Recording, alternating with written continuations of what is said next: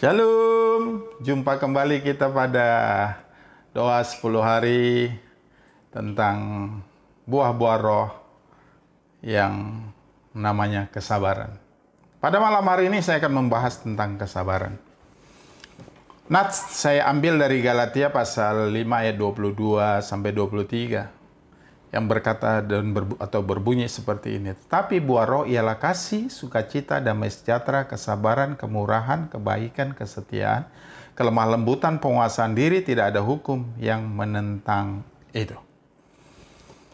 Bapak Ibu Saudara yang kasih dalam Tuhan, kalau kita baca tadi pada ayat yang sudah kita barusan baca atau kita mendengarnya, saudara-saudara, di situ ada kesabaran. Kesabaran yang dimaksud dalam ayat ini adalah kesabaran yang bertahan dalam penderitaan panjang atau long suffering. Jadi di mana seseorang itu memiliki kemampuan untuk menghadapi persoalan-persoalan, bahkan bukan cuma persoalan, tapi persoalan-persoalan yang sifatnya panjang dan lama. Karena itu Bapak Ibu Saudara yang kekasih dalam Tuhan, kalau kita bicara kesabaran, itu tidak bisa dibangun dalam sehari. Kesabaran itu tidak bisa dibangun dalam sekejap. Kesabaran itu harus dilatih.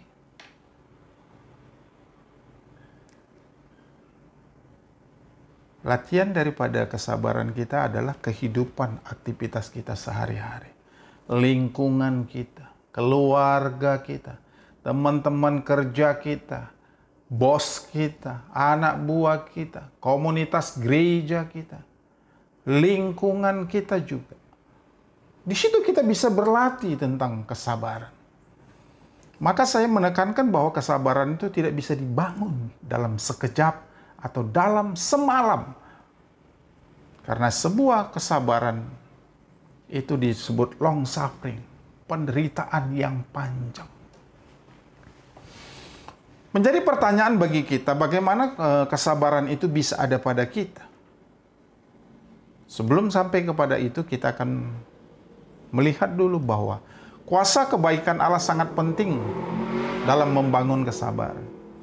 Tanpa kebaikan Tuhan, tanpa kuasa Tuhan, kita tidak bisa membangun sebuah kesabaran yang berkualitas. Tapi yang kita bangun adalah kesabaran-kesabaran yang sepertinya hanya dibuat-buat. Kolose pasal 1 ayat 11 menyatakan bahwa kita dikuatkan olehnya untuk menanggung segala sesuatu dengan tekun dan sabar. Siapa yang menguatkan kita adalah Tuhan. Dengan adanya buah roh yang berbicara kesabaran itu berarti ada kemampuan Tuhan yang membantu kita. Ada kemampuan Tuhan yang sudah ditaruh pada hati kita sehingga kita bisa menanggung segala sesuatu dengan sabar. Mungkin orang yang sakit tidak kunjung sembuh. Dengan kesabarannya dia kuat menanggung segala sesuatu. Mungkin persoalan keluarga, persoalan anak, persoalan ekonomi, persoalan macam-macam yang sedang terjadi dalam kehidupan kita. Tanpa kekuatan Tuhan, kita nggak akan bisa menanggungnya. Di sisi lain, surat Yakobus pasal 1 ayat 3-4 menguatkan kita untuk tahu bahwa pencobaan adalah cara yang digunakan Allah untuk menyempurnakan kesabaran kita. Ternyata pencobaan pun adalah sebuah proses yang Allah pakai untuk menguatkan atau untuk menyempurnakan kesabaran yang ada pada diri kita. Betapa indahnya seseorang yang sabar. Alkitab berkata, seorang yang sabar itu melebihi seorang pahlawan.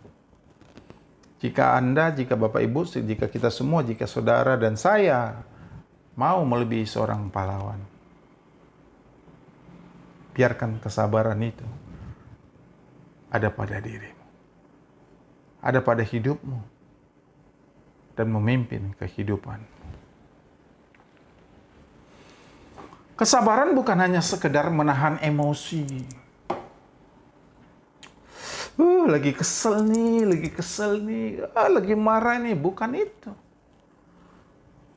Tidak hanya sekedar menahan emosi dalam kehidupan sehari-hari. Kesabaran bukan seperti itu. Tetapi kesabaran itu berarti tahan untuk menanti meskipun penderitaan, tekanan tanpa merubah pendirian kita.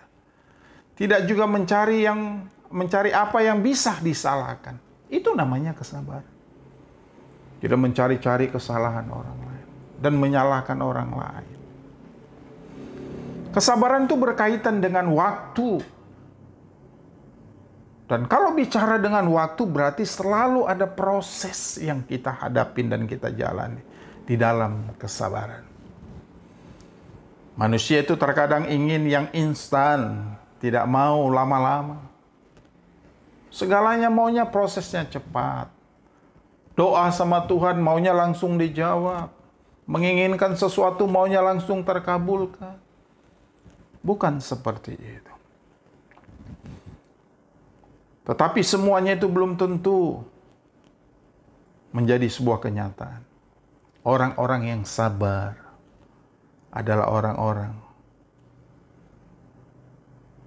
yang akan mendapat apa yang dia nantikan. Jika bicara tentang waktu adalah dalam kehidupan kita sesuai dengan kedaulatan Tuhan. Tugas kita adalah tetap bersabar, bertahan di dalam segala hal. Karena itu Bapak Ibu Saudara yang kasih dalam Tuhan, menjadi pertanyaan bagaimana kita bisa memiliki sebuah kesabaran dalam kehidupan kita. Ketika segala sesuatu berjalan sesuai dengan rencana, kesabaran hal yang mudah untuk dilakukan. Keluarga sehat, ekonomi lancar, usaha bisnis berjalan dengan baik. Semuanya orang bisa sabar. Tidak ada masalah, orang bisa sabar. Saya ulang kembali bahwa kesabaran yang dimaksud sini adalah long suffering, penderitaan yang panjang. Yang tidak sekejap, yang tidak dibangun dalam semalam. Oleh karena itu, Bapak Ibu Saudara yang kasih dalam Tuhan, ujian sejati dari kesabaran terjadi ketika hak-hak kita dilanggar. Ketika hak-hak kita diambil, ketika harga diri kita dipermalukan. Maka kita sedang berlatih atau sedang mengikuti ujian-ujian kesabaran. Karena itu Bapak Ibu Saudara yang kasih dalam Tuhan, menunggu itu adalah sebuah pekerjaan yang membosankan. Tetapi di dalam menunggu, kita sedang dilatih sebuah kesabaran. Karena kalau Roh Kudus sudah ada pada kita, maka Dia yang akan mengontrol semua emosi kita. Dia yang akan mengendalikan semuanya. Sehingga ketika kita akan marah, Dia mengingatkan kita. Sehingga ketika kita akan melakukan sesuatu dengan emosi, Dia akan mengingatkan. Ingat, seseorang yang mengambil keputusan ketika sedang marah, biasanya keputusan-keputusannya itu, keputusan-keputusan yang didasarkan oleh emosi, oleh amarah, dan hasilnya dari keputusan-keputusan seperti itu, biasanya akan mengecewakan. Karena itu, latihlah dirimu bersabar. Bagaimana caranya saya melatih diri saya dengan bersabar? Kita bisa bersyukur atas apa yang menimpa kita. Kita bisa bersyukur atas apa yang kita dapat hari ini. Kita bisa bersyukur atas apa yang kita miliki. Kita bersyukur atas segala sesuatu yang terjadi. Kita bersyukur sekalipun doa kita belum dijawab oleh Tuhan. Kita tetap bersyukur. Karena itu Bapak Ibu Saudara yang kasih dalam Tuhan, latihlah dirimu bersyukur. Supaya dengan latihan itu engkau mampu belajar untuk bersabar. Sisi lain, orang bisa bersabar ketika keyakinannya, ketika imannya diejek oleh orang lain. Ketika harga dirinya direndahkan, derajatnya direndahkan orang lain. Itu bisa memberikanmu sebuah latihan. Apa itu orang Kristen? Kalau doa nangis-nangis, tepuk tangan.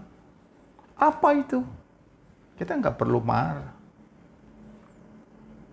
Apa itu orang Kristen? Kalau iman kita dihina, agama kita nggak usah marah.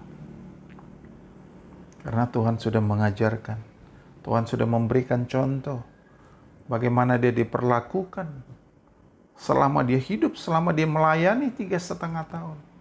Tidak ada satu balasan kejahatan pun yang dia lakukan. Bahkan dia mengajarkan kita untuk mendoakan saudara-saudaranya, orang-orang yang jahat, siapapun yang tidak senang, yang berbuat menyakitkan kepada kita, untuk dikasihi dan diampuni.